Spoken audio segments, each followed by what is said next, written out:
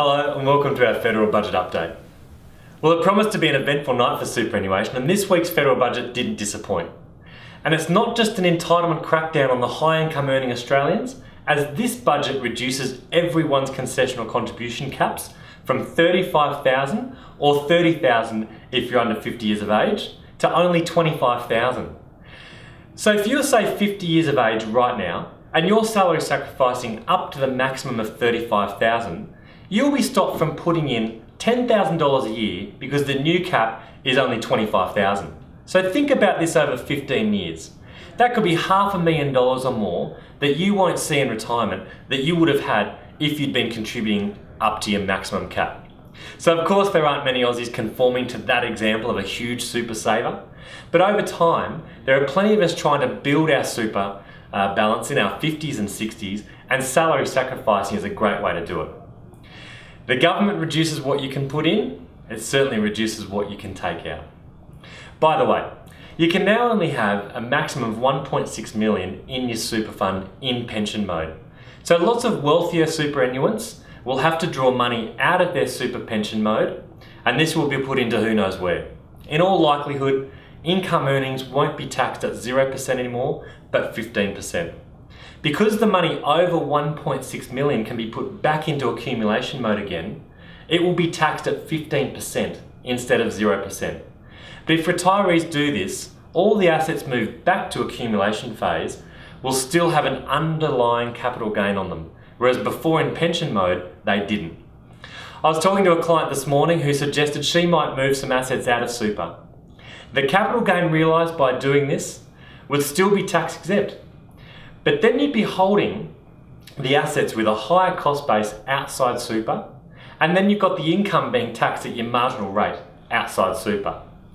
It's going to be an absolute nightmare, and some people who are going to have to reconstruct their affairs extremely quickly if this gets passed in the Senate. So that's an ouch.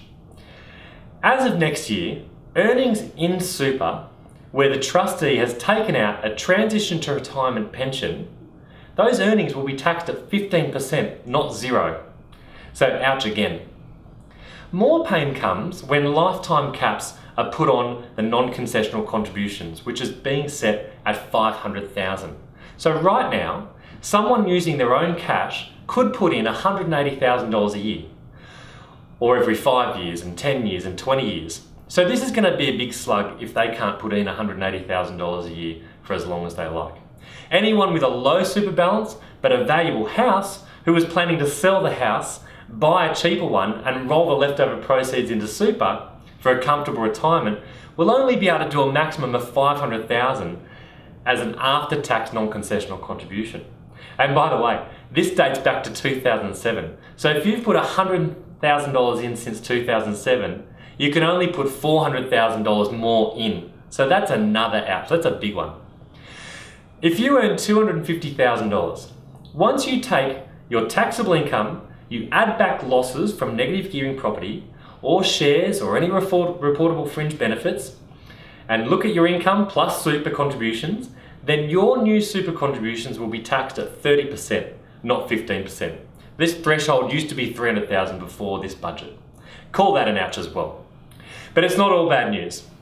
First, the government has supported the old Labor-loved low-income super tax offset, which means if you earn up to $37,000, any super money has been taxed at 15% will be returned to your super fund as a contribution, but only up to $500. Second, the work test for anyone over 65 has been taken away. So you can put money into super up until age 75 through the new lifetime cap which applies, which is $500,000.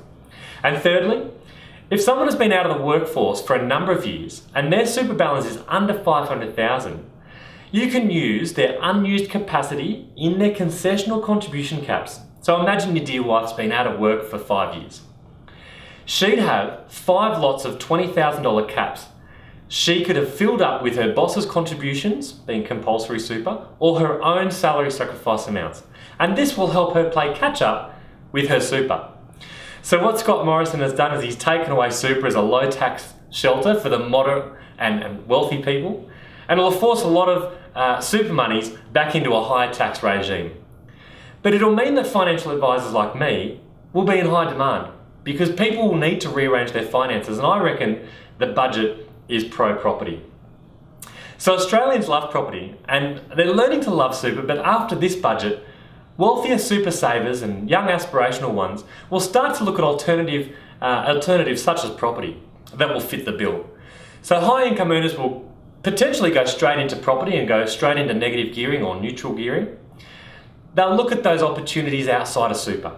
And superannuation right now is certainly the most tax effective retirement vehicle. But changes could mean advisors and their clients may start to look at other vehicles for these proceeds. So no doubt there'll be much debate and discussion about these changes in the coming weeks and months, particularly the $500,000 lifetime cap that dates back to 2007. I think that one's a bit unfair.